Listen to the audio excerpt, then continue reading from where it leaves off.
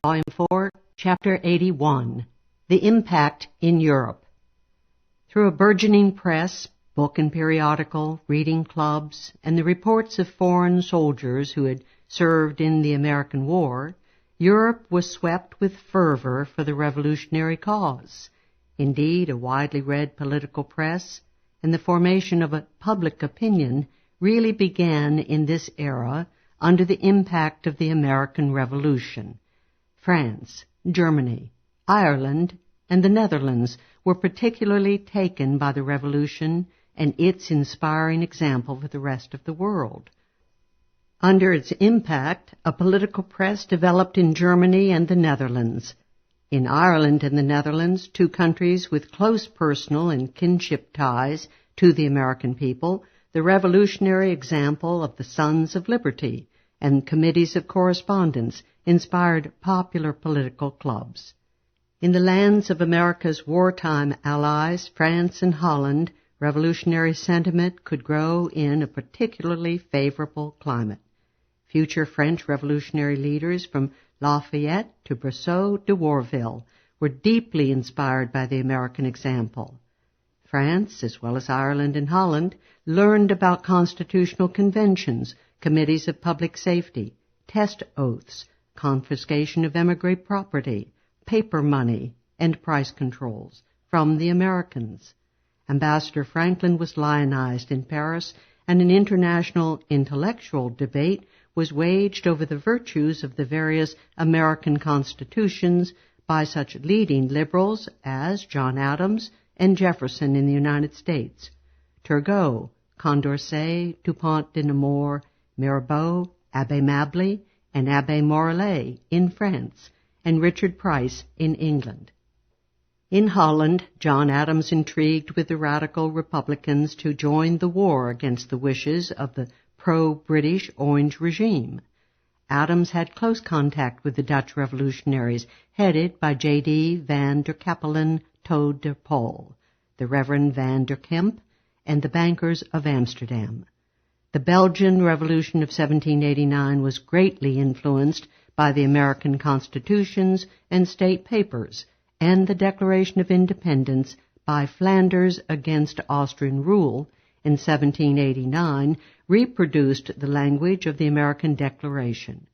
Moreover, the Act of Union of the United Belgian States in 1790 almost exactly reproduced the language as well as the spirit of the Articles of Confederation. The central legislative body of the Union was even called Congress. The American Revolution and the question of participating in the fight against England led to the formation of a Dutch revolutionary patriot party around Capellen.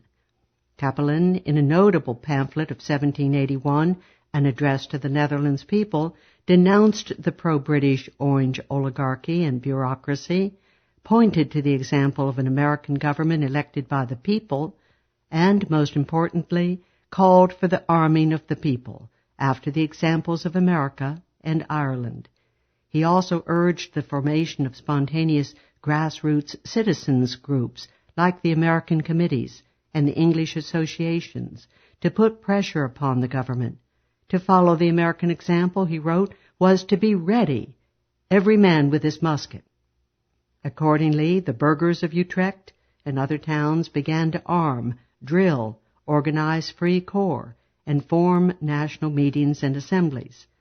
The mass army and the pressure of the burghers polarized and split the patriot movement, for the aristocratic and traditionally anti-Orange Dutch regents in control of the councils and provincial estates began to be frightened at the democratic demands of the middle-class burghers. The burghers' free corps was led by the fiery Ondaatje, a student at the University of Utrecht, who became a focal point for both sides in the patriot split. The Dutch masses rallied to Ondaatje and the patriots, while some of the regents left to join the Orange Party. Free corps began forming in 1784, and the first National Assembly of Free Corps met at Utrecht at the end of that year. By 1786, the National Assembly of Free Corps and the liberal wing of the regents issued a joint declaration calling for a truly republican, democratic and liberal regime. What is more, the Utrecht burghers deposed the old aristocratic town council and chose a new council by general election. The following year, civil war broke out with the troops of the Prince of Orange. The Dutch Revolution seemed to be sweeping all before it. But, as was later to occur in France, the forces of foreign armed counter-revolution intervened to crush the popular movement. While financially aided by France, the patriots were overwhelmed by large-scale British bribery and intrigue, but especially by the intervention of 20,000 Prussian troops who invaded the Dutch provinces, occupied Utrecht and Amsterdam, and crushed the Dutch Patriot Revolution. The intriguer British ambassador Sir James Harris was close to tears of joy as he and the Prussians restored the rule of the House of Orange. Edmund Burke, in a prefigurement of his reactionary role in the French Revolution, also hailed the crushing of the rebellion. Harris's financial largesse controlled the restored regime, and the House of Orange instituted a veritable reign of terror, driving many thousands of patriots into exile. Most of the refugees fled to France and the Austrian Netherlands, though Van der Kemp emigrated to the United States. Britain and Prussia made so bold as to guarantee formally the rule of the Orange regime.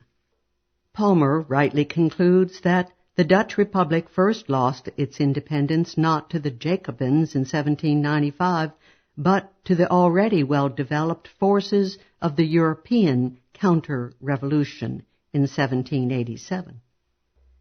The Belgian provinces, led by the province of Brabant and by the lawyer Jean-François Vonck, successfully revolted against Austrian rule and declared their independence in 1789. After independence, the Vonkists determined to complete their revolution and democratize and liberalize the restrictive feudal and guild systems of Belgium. In provincial revolutionary committees and in elections of local officials, insurrectionary committees of middle-class citizens began to sweep Belgium.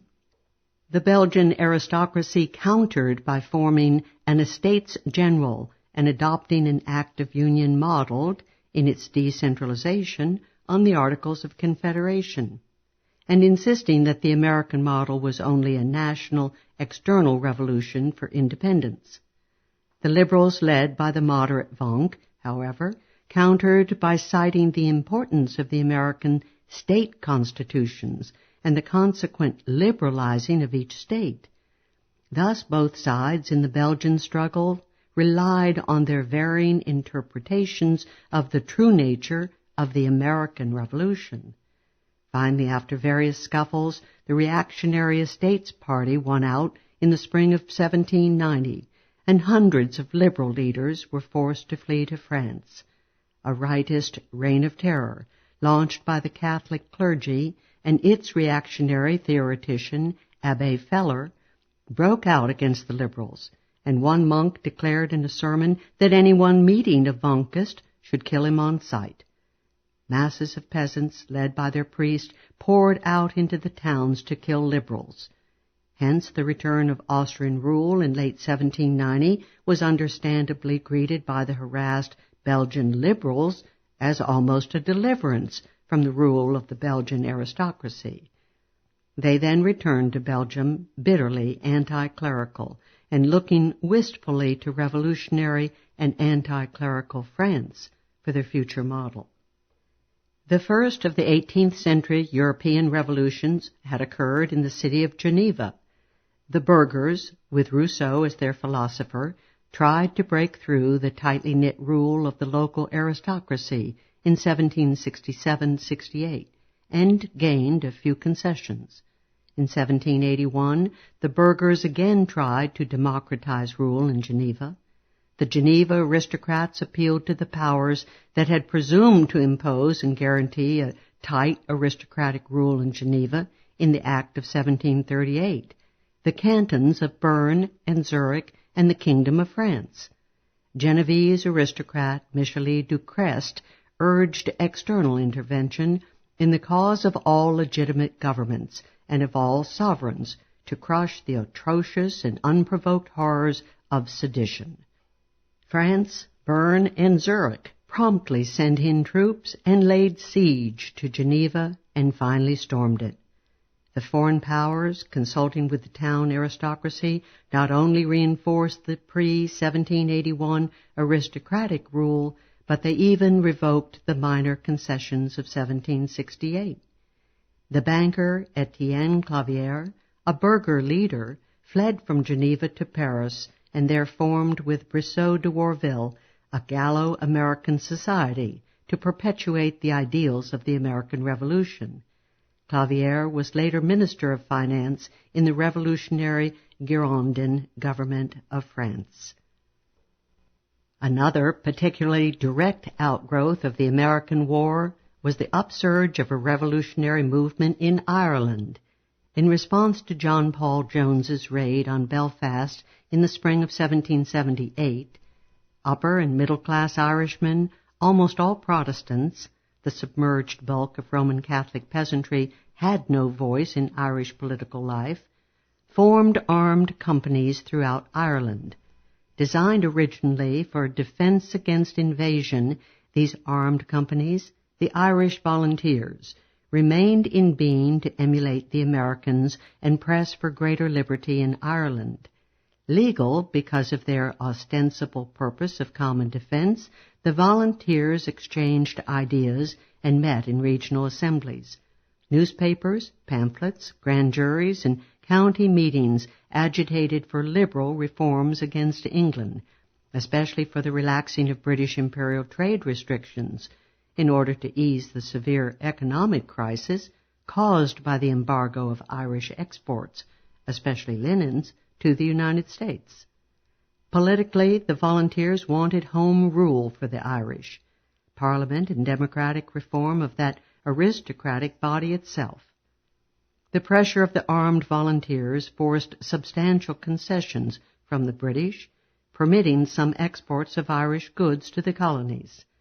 Further pressure by a volunteer movement grown to 80,000 armed men forced the British in 1782 to grant the Irish Parliament, led by the reformer Henry Grattan, home rule and equal status with the British Parliament under the Crown. Such infamous measures as Poyning's Law were repealed. Exuberantly, the Irish admitted that it was America's victory, joined to their own armed pressure, that had forced England to grant home rule. It was on the plains of America, wrote one Irishman, that Ireland obtained her freedom. But home rule proved disappointing, and trade restrictions and royal control continued in force. The volunteers insisted on continuing in force to demand reform of the Irish Parliament itself, but they were weakened by a grave inner contradiction. Their desire to democratize ran squarely against their commitment to keeping the body of Roman Catholics submerged. If the Roman Catholics were to be given the vote, the entire social system established by the English conquest, notably land monopoly, and the established Protestant Church, would be cast into peril.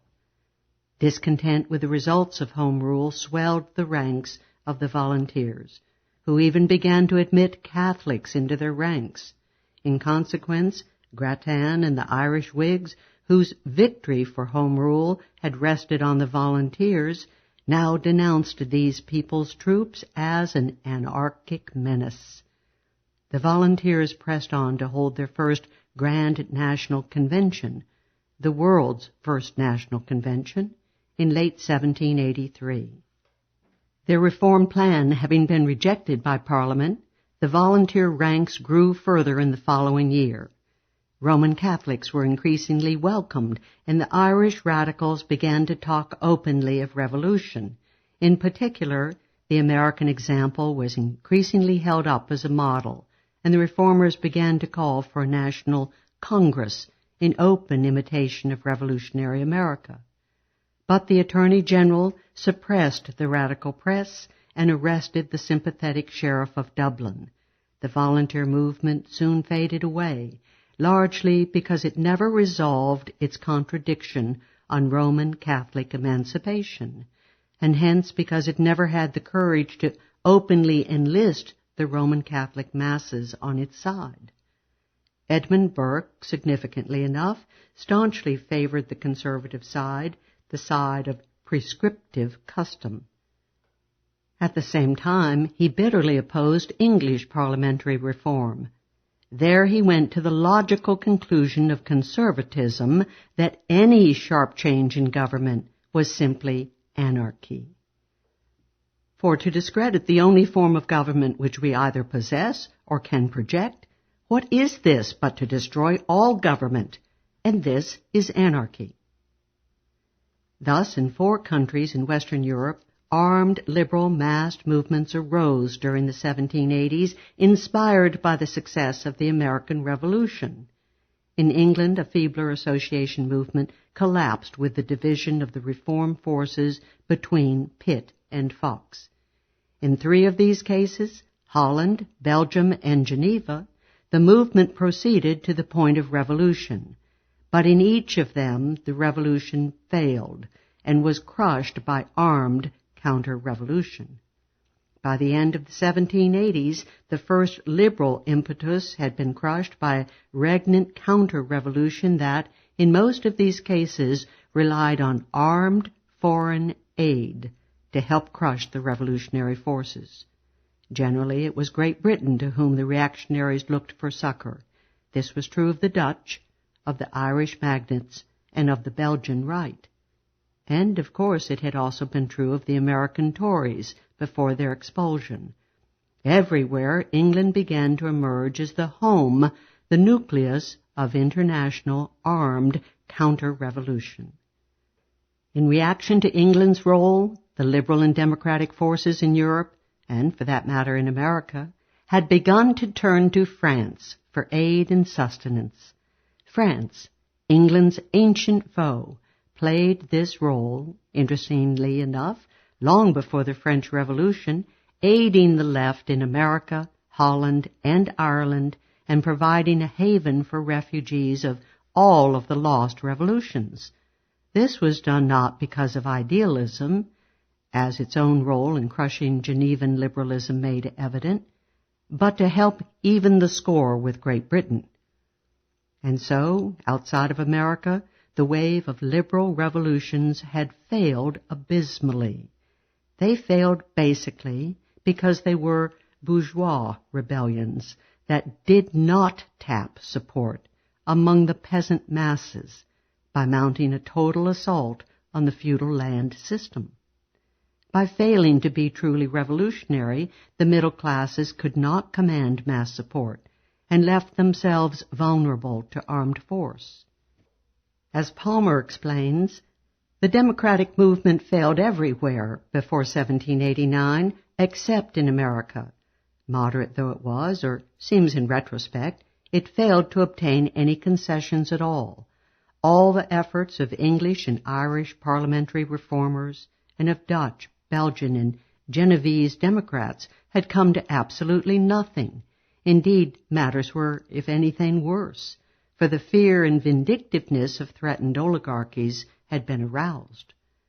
The democratic movement had failed for various reasons, in some places because the forces of the old order had successfully called upon foreign aid, and in all cases because the democratic interest, though important and enlightened, were a numerical minority in the country as a whole. They had no mass following. The mass, outside London, Paris, or Amsterdam, really meant the rural population. Country people at lower income levels in the countries now being considered were politically unaroused. So far as the ruling aristocracies drew their incomes from land or their influence from the goodwill of the tenantry, they had little to fear from disaffected lawyers or impudent pamphleteers. The one thing that would undermine them was wholesale defection on their own estates. This did not happen until it happened in France in the summer of 1789. If these events prove anything, it is perhaps that no purely middle-class or bourgeois revolution could succeed. Lawyers, bankers, merchants, shopkeepers, students, and professors could not alone unseat the holders of political power. Another reason for the democratic failure, applying at least to Holland, Belgium, and Geneva, was that these countries had the misfortune to be small, and hence easy objects of intervention. The attempt of conservative Europe to intervene in France in 1792 was to have a very different outcome. Above all, it was necessary to engage the masses, as the American revolutionaries had done. But in Europe, ridden as America had not been by internal feudalism, still dominated by monarchy and by theocracy, mass upheaval would have had to rend and disrupt the entire social fabric. The stage was set for France to pick up the baton of the American Revolution. The seemingly far greater radicalism of the French Revolution was merely a function of the far greater built-in resistance to libertarian principles. As Palmer justly concludes, the American and the French revolutions proceeded from the same principles. The difference is that these principles were much more deeply rooted in America, and that contrary or competing principles, monarchist or aristocratic or feudal or ecclesiastical, though not absent from America, were, in comparison to Europe, very weak. Assertion of the same principles, therefore, provoked less conflict in America than in France. It was the weakness of conservative forces in 18th century America, not their strength, that made the American Revolution as moderate as it was. The difference lay in the fact that certain ideas of the Age of Enlightenment found on both sides of the Atlantic, ideas of constitutionalism, individual liberty, or legal equality, were more fully incorporated and less disputed in America than in Europe. For a century after the American Revolution, as is well known, partisans of the revolutionary or liberal movements in Europe looked upon the United States generally with approval, and European conservatives viewed it with hostility or downright contempt. The French, indeed the European liberals in general, had to face far more entrenched opposition than had the Americans, and Palmer brilliantly concludes that in France the revolution was itself a reaction against an immovable conservatism already formed. Just as in America, British aggrandizement radicalized public opinion, so the tendency of European counter-revolution to harden after suppression of the revolts of the 1780s radicalized French revolutionary opinion. It should be noted that the European theorist of the old order did not take the current neoconservative tack of praising the American Revolution and reviling the French. These reactionary ideologues knew their enemy, and that most emphatically included the American Revolution, which was attacked with the same phrases later used to denounce the French. Similarly denounced were the Dutch, Genevan, and Belgian revolutions of the 1780s. The Abbé Feller, theorist of the Belgian right, Mallet Dupin in France, and Scholzer, another historical jurist, as opposed to natural rights jurist, in Germany, all became noted opponents of the French Revolution and were equally hostile to the American. Edmund Burke formed his defense of reaction in the cauldron of the moderate and liberal Dutch, Irish, and English reform agitations long before he attacked the alleged horrors of the French Revolution. The American Revolution, the European right realized, was a vital milestone in the advance and development of the Western revolutionary tradition.